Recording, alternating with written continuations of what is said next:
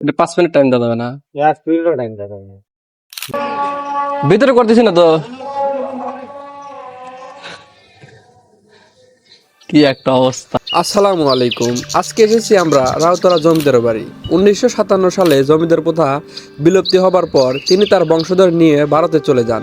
জমিদার রুদেশ বাবু ছিলেন একজন অত্যাচারী শাসক, যার কাহিনী এখনও স্থানীয় লোকমুখে শোনা যায়। এই জমিদার বাড়িটি শুধু একটি বাসস্থান ছিল না, বরং স্থানীয় সমাজের সামাজিক ও সাংস্কৃতিক উন্নয়নে গুরুত্বপূর্ণ ভূমিকা পালন করেছিল। জমিদার পরিবারটি মন্দির, স্কুল, সড়ক নির্মাণ সহ বিভিন্ন কল্যাণমূলক কাজে অর্থ সহায়তা করত।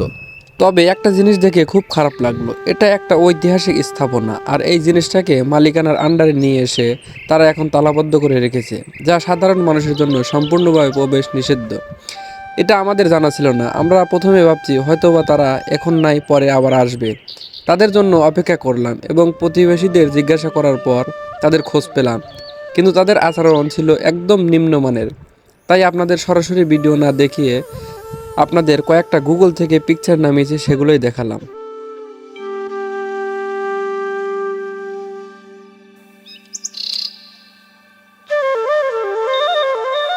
এখন তাহলে কার কাছে গেলে চাবি পাওয়া যাবে? আর না, কেউ নাই তো।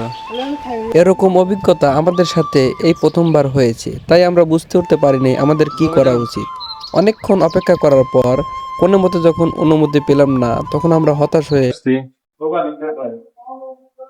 ওরা অনেক দূর থেকে আসতো। ভারত থাকবে দাদা সমস্যা। মহাদানের নিষেধ, সিসি ক্যামেরা আছে, মোবাইলই আমার ফোন দিবে। এটা 5 মিনিট টাইম দেওয়া যাবে না? এক মিনিটও টাইম দেওয়া যাবে না।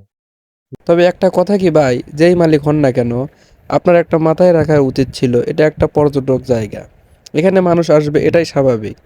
তবে তাদের সাথে কথা বলে বুঝতে পারলাম এটার বর্তমান মালিক এখন সাজাদপুর ট্রাভেলসের মালিক তরুণ সাহেব। আর তাদের ব্যবহারের নমুনা তো সামনে দেখতেই পাচ্ছেন। তারা আসলে 1 মিনিটও আমাদের সাথে কথা বলতে রাজি নয়। তাড়াহুড়ো করে এখান থেকে সরে পড়লেই তারা বাঁচে।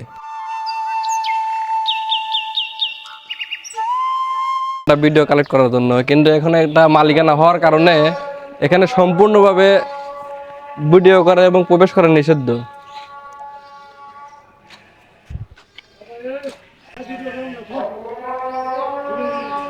ভিতরে করতেছি না তো।